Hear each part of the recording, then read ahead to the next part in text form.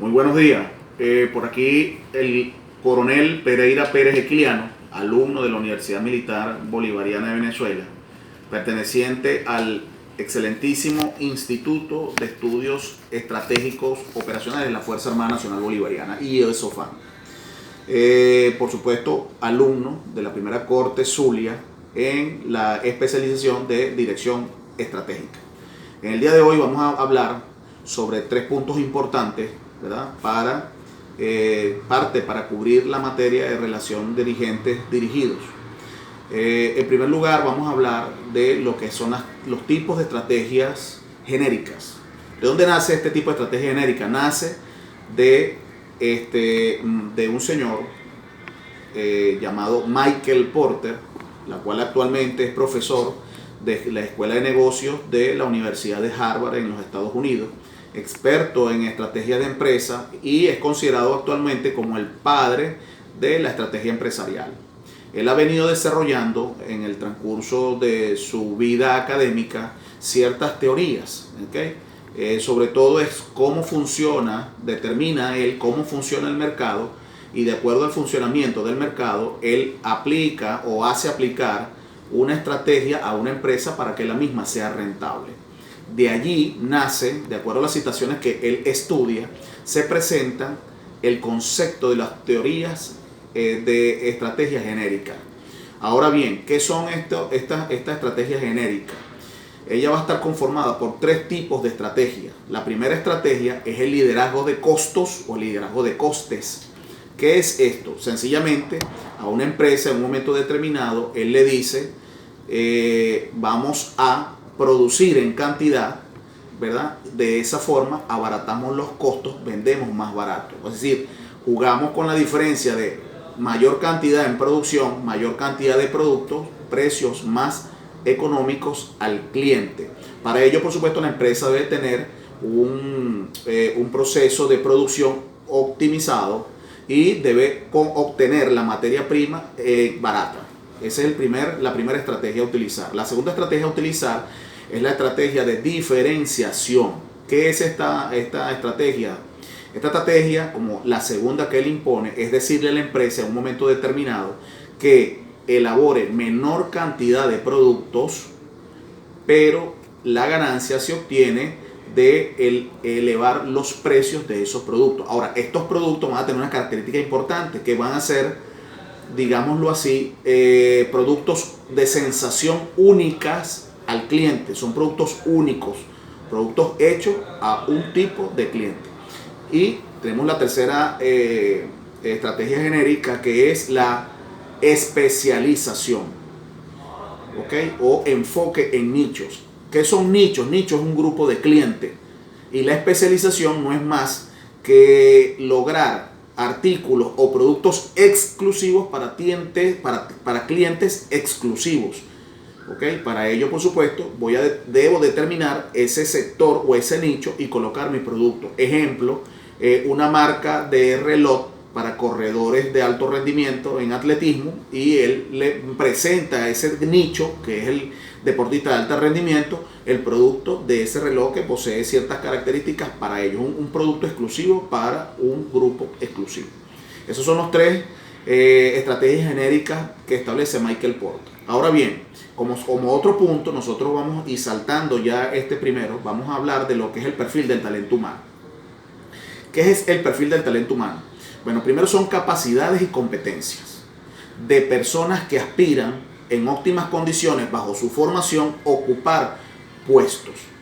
¿Okay? Entendiendo que en una organización existen diferentes puestos laborales que exigen o presentan o debe cumplir el aspirante a ocupar ese puesto un perfil. ¿Okay? Para ocupar ese perfil, él debe demostrar tener esas capacidades y competencias necesarias, ¿verdad? Que se traducen en talento. Ahora, el talento como tal es esa capacidad que desarrolla esa persona en esa actividad. Entonces, es importante que el futuro persona a ser empleada cubra este perfil. Entonces, para definir ya el talento no va a ser la potencia del recurso humano. A su vez, el recurso humano es la potencia de la organización. Entonces, es tan importante el talento para cubrir el perfil, que es el que va a proporcionar el recurso humano a una organización para el cumplimiento del objetivo y metas de esa propia organización. Acuérdense que también debemos explicar el perfil como tal, es las características que debe tener una persona para determinado puesto, ¿ok? Entonces allí nosotros, cuando hablamos de perfil, hablamos de requerimientos cualificativos. ¿Okay? ¿Qué son estos requerimientos cualificativos? Él incluye dos tipos de requerimientos, los básicos y los adicionales. Los requerimientos básicos es lo que yo debo tener para poder estar en ese cargo, características que yo debo tener básicas para cubrir el cargo que aspiro. Y los requerimientos adicionales es ese extra que combinado con los básicos proporciona un mayor rendimiento a la hora de ejecutar o estar en ese campo o en ese puesto en el campo laboral como tal. Ahora bueno, ya para hablar otro punto, vamos a hablar de las estrategias de talento humano. ¿Qué es esto como tal? Bueno, fíjense, las estrategias de talento humano es lo que la empresa o el responsable de recursos humanos, el director de talento humano, como lo quieran llamar, o de capital humano, el responsable de la empresa, son las estrategias que va a aplicar para mejorar el rendimiento, lo que debe ofrecer el recurso humano en su organización.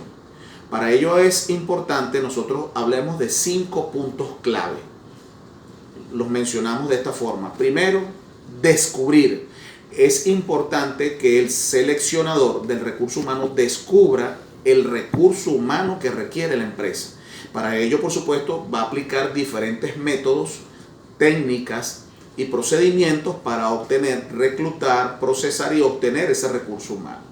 Lo otro es utilizar el recurso humano adecuadamente. Hasta nosotros los militares se nos dice, coloca a tu hombre donde se requiere. Nosotros, el director del recurso humano, de acuerdo a las características o el talento que posee ese recurso humano, debe ubicarlo donde va a dar mayores frutos, mayor rendimiento. Lo otro que es importante en una organización y que es responsabilidad del director de recursos humanos es motivar y retener al recurso humano. Para ello existen ciertas técnicas de motivación como recompensas, elevar su estatus, estar pendiente de él, ascensos, etcétera, etcétera. Y de esta forma lograr que ese recurso humano valioso ya formado sea retenido en la empresa donde presta su servicio.